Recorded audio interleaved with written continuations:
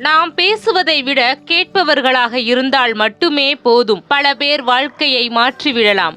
உன்னுடைய ஆசையையும் விருப்பத்தையும் நிறைவேற்ற நினைத்தால் எனக்கென இருந்த ஆசைகள் என்னவென்று எனக்கே மறந்தே போனது. ரசிக்கப்படாமல் நம் அருகில் இருக்கும் கவிதையும் வாசனை அறியப்படாமல் வாடிப்போகும் ரோஜாவாகத்தான் இருக்கும். உண்மையான அன்பு என்பது கோபம் உன் மீது இருந்தாலும் நீ என்னிடத்தில் அன்போடு ஏற்றுக்கொண்டதை நான் ஆசையோடு செய்வதில்தான் உள்ளது. யாரோ ஒருவரால் ஏமாற்றப்பட்டால் வெறுக்கலாம் ஏமாற்றியவர்களை. ஆனால் நாமே ஏமாந்து நின்றோம் என்றால் நம்மையே வெறுக்கவும் முடியாது, நம் மனதை ஒதுக்கவும் முடியாது. நீ உண்மையாக இருக்கையில் உன் தவறு பெரியதாக இருந்தாலும் மன்னிக்கப்படுவாய். நீ உண்மையாக இல்லை என்றால் உன் தவறு சிறியதாக இருந்தாலும் தப்ப முடியாது. நடுத்தர குடும்பத்தின் ஒருவனின் வாழ்க்கையில் இது தேவை என்பதை கூட நம் மனதால் முடிவு செய்ய முடியவில்லை. விலையை வைத்துதான் இது தேவையானதா என்றே முடிவு செய்ய முடிகிறது. ஒன்றை அடைய நினைத்தால் முழுமையாக முயற்சித்துவிட்டு முடிவை முயற்சியிடம் கொடுத்துவிட்டு காத்திருந்தால் போதும். முயற்சி முடிவாகும் வெற்றியாக. நான் கனவு காண்கின்றேன் என்று நீங்கள் கூறலாம். ஆனால் நான் மட்டுமே என்பதல்ல. ஒரு நாள் நீங்களும் என்னோடு சேரக்கூடும் என்று நம்புகிறேன். அப்பொழுது முழு உலகமும் ஒன்றாகிவிடும். நான் போகும் பாதை கரடுமுரடானது. என்னோடு பயணிக்க வேண்டுமென்றால் வழி தாங்க வேண்டும். வழிக்காக பயந்தால் உடன் பயணிக்க முடியாது. உன்னை ரசிப்பதற்கு உன் செயல்களை அவர்கள் ரசிக்க தெரிந்திருக்க வேண்டும். இல்லை, உன்னை அவர்கள் ரசித்தாலும் உணர்ந்து கொள்ள முடியாது. கற்பனை உலகம் கண்ணில் காணும் உலகத்தை விட சுவையானது. தங்கு தடையில்லாமல் எங்கேயும் போக முடிகிறது. ஆனால் உள்ளம் காட்டுகிற இடமெல்லாம் கைக்கு கிடைத்து விடுவதில்லை. சிரித்து கொண்டே கடந்து விடு. உன் கஷ்டங்களை மட்டும் இல்லை, உன்னை கலங்க வைத்தவர்களையும். உண்மையான உறவு கிடைப்பது ரொம்ப கஷ்டம். அதை சின்ன சின்ன காரணத்துக்காக இழந்து விடாதீர்கள். அனாதையாக தனிமையில் நிற்கும் போதுதான் அதன் வழி புரியும். கோபமும் அழுகையும் சட்டுன்னு வருதுன்னா மனம் பல காலமாக ரணமாகி கிடக்குன்னு அர்த்தம். மனம் இஷ்டம் என்றாலும் பணம் கஷ்டம் என்றாலும் உழைப்பின் வழியை உடல் உணர்வதில்லை. எல்லா இடத்திலும் அமைதியாக இருந்து விடாதே. உன்னிடமும் நியாயம் உள்ளது என்பது தெரியாமலேயே போய்விடும். காய்ந்துவிட்ட பிறகும் உதிராமல் ஒட்டி இருக்கும் சில சருகுகள் கடந்துவிட்ட பிறகும் மறக்க முடியாத சில நாட்களைப் போல. உனக்கு மேலே உள்ளவனை பார்த்து ஏங்காதே. தாழ்வு மனப்பான்மை வரும். உனக்கு கீழே உள்ளவனை ஏளனமாய் பார்க்காதே. தலைக்கணம் வரும். உன்னை யாரோடும் ஒப்பிடாமல் நீ நீயாக இரு. தன்னம்பிக்கை வரும். கஷ்டங்களும் நிரந்தரமில்லை, கஷ்டப்படுத்தியவர்களும் நிரந்தரமில்லை. நிரந்தரமில்லாத உலகில் காயங்களை நினைத்து கலங்காதீர்கள். இதுவும் கடந்து போகும். என் நிலையிலும் உங்களை விட்டு கொடுக்காத சிலரை சம்பாதியுங்கள். வாழ்க்கை அழகாக இருக்கும். தேவையில்லாத எண்ணங்களில் இருந்து தன்னைத்தானே காத்து கொள்பவனுக்கு மட்டுமே மகிழ்ச்சி எப்போதும் சொந்தம். வாழ்க்கையின் தேடலில் தொலைத்துவிடக்கூடாத மிகப்பெரிய பொக்கிஷம் சந்தோஷம். நிலைமை மாறினால் மகிழ்ச்சியாக இருக்கலாம் என்பது பொய். மகிழ்ச்சியாக இருந்தாலே நிலைமை மாறிவிடும் என்பதே உண்மை. அதோ அந்த பள்ளத்தாக்கில் தற்கொலை செய்து கொள்ளும் நீர்வீழ்ச்சியை தடுக்க இயலாது.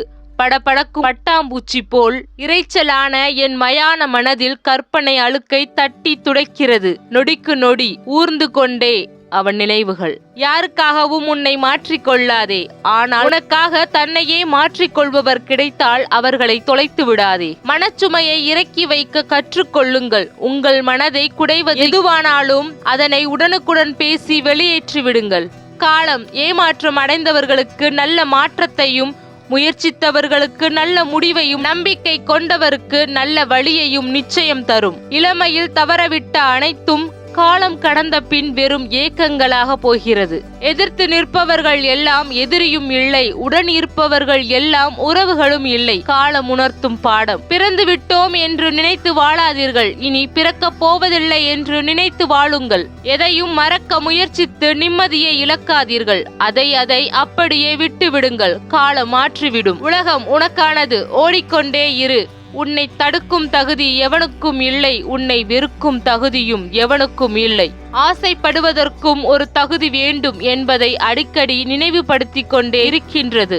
வாழ்க்கை. தகுதி பார்த்து யாரிடமும் பழகாதே. உன் இறுதி சடங்கில் தகுதி உள்ளவன் கை கட்டி நிற்பான். தகுதி இல்லாதவன் உன்னை சுமந்து செல்வான். வழி உனக்கு தேவையானதை கற்பித்த பின்னர் அதுவாக உன்னை விட்டும் பிரிந்துவிடும். பொறுத்திருங்கள். நீங்கள் செய்யும் ஒவ்வொரு நல்ல காரியமும் அதற்கான நன்மைகளை காலம் கடந்தாவது அழைத்து கொண்டு வரும். இந்த உலகில் நல்லவனாக ஒருவன் இருந்தால் அவனை எப்படியாவது வாழவிடக்கூடாது என்று ஒரு கூட்டம் சுற்றி சுற்றி வந்து அவனை வாழவிடாது. அன்பானவர்கள், கோபப்பட்டால் அமைதியாக இரு. ஒரு நன்மையை உணர்ந்து வரும்போது பேச வார்த்தைகள் தேவைப்படும். இதுதான் நிஜம் என்று எண்ணும் போதெல்லாம் எதுவும் நிரந்தரமில்லை என்று செருப்பால் அடிக்கிறது வாழ்க்கை. துன்பத்தை கண்டு துவண்டுவிட வேண்டாம். அதை தொடர்ந்து நன்மை நிச்சயம் வந்து சேரும். கைக்கு அருகில் உள்ள முதல் கடமையை செய். அடுத்த கடமை என்ன என்பது தன்னாலே புலப்படும். உன் கடமையை செய்ய முற்படு. அப்போதுதான் உன் தகுதியை உடனே அறிந்து கொள்வாய்.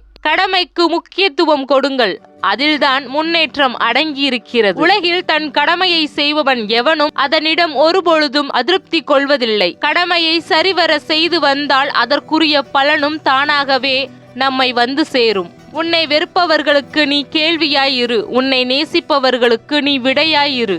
உன் கண்ணீரை நேசிப்பவர்களுக்கு மத்தியில் உன் புன்னகையை விரும்புவோருக்காக சிரிப்பதை நிறுத்தாதே. என்னை பற்றியும் என் குணத்தை பற்றியும் விமர்சிப்பது மிகவும் எளிதானதுதான். நான் பயணித்த அதே பாதையில் நீங்கள் பயணம் செய்யாதவரை. வழியின்றி சிரிக்கும் சிரிப்பிற்கும் அர்த்தங்கள் 1000 உண்டு. வழிகளை சுமந்து வழிகளை தேடும் பயணம்தான் வாழ்க்கை. கருவறையில் இருந்து இறங்கி கல்லறையை நோக்கி நடந்து செல்லும் தூரம்தான் வாழ்க்கை. வாழ்க்கை என்பது தொடர் பயணம். சிலர் கைப்பிடித்து தொடர்கின்றனர். சிலர் கை அசைத்து விடைபெறுகின்றனர். சிலர் பார்ப்பதையே தவிர்க்கின்றனர். சிலர் வேண்டா வெறுப்பாக புன்னகைக்கின்றனர். எது எப்படியோ, யார் எப்படியோ, மரணம் எனும் இலக்கை அடையும் வரை பயணம்தான். ஒவ்வொருவர் எண்ணமும் வாழ்க்கையில் ஒவ்வொரு திசையில் பயணித்துக் கொண்டிருக்க, எந்த திசையில் பயணிக்கிறது எனது எண்ணம் எனக்கே விளங்கவில்லை. என் அன்பே, பிறகு நீ எப்படி புரிந்து கொள்வாய்? என் ஆருயிரே, எனக்கென்று ஒரு பயணம் இருக்கின்றது. அதற்கென்று ஒரு திசை இருக்கின்றது. வழித்தடங்கள் அற்று அடர்ந்து கிடக்கின்றது. காலவெளி நொடி நொடியாய் வெட்டி கொண்டு கடக்கின்றேன் நான், தூரத்தில் விரிகின்ற வெளிச்சத்தை நோக்கி. நம் அன்பு பயணம் தொடரட்டும். மற்றவர்கள் அதில் நம்மோடு இணைந்து பயணிக்கும் வரை பயணிக்கட்டும். பிறரை பற்றி அதிகம் அறிந்து கொள்ளவும் வேண்டாம். உன்னை பற்றி அதிகம் பிறரிடம் பகிர்ந்து கொள்ளவும் வேண்டாம். இரண்டுமே உங்கள் நிம்மதிக்கு கேடு விளைவிக்கும். எல்லா தத்துவங்களும் இளமையிலேயே வாசிக்க கிடைக்கின்றது. ஆனால் அதை பின்பற்ற முதுமை வரை போராட வேண்டியிருக்கிறது. யாருக்கும் அடங்கி போகவும் நினைக்கல, யாரையும் அடக்கி வைக்கவும் நினைக்கல. ஏன்னா நான் வாழ்றது அடுத்தவங்க வாழ்க்கை இல்லை, என் வாழ்க்கை. விழிப்பதற்கு உறக்கம், வெல்வதற்கே தோல்வி, எழுவதற்கே வீழ்ச்சி, வாழ்வதற்கே வாழ்க்கை. உறக்கமும் இரக்கமும் அளவோடுதான் இருக்க வேண்டும். உறக்கம் அதிகரித்தால் சோம்பேறி என்பர், இரக்கம் அதிகரித்தால் ஏமாளி என்பர். உன்னை வீழ்த்தவரும் எதிர்மறை எல்லாம் நேர்மறையாகி போகும். நீ வென்று விட்டால் தளராதே, மனம் தளராதே. தளர்ச்சி இல்லையேல் வீழ்ச்சி இல்லை. செய்யும் காரியம் தவறாகும் போது, நடக்கும் பாதை கரடு முரடாய் தோன்றும் போதும், கையிருப்பு குறைந்து கடன் அதிகமாகும் போதும், கவலைகள் உன்னை அழுத்தும் போதும் அவசியமானால் ஓய்வெடுத்துக்கொள். ஆனால் ஒருபோதும் மனம் தளராதே.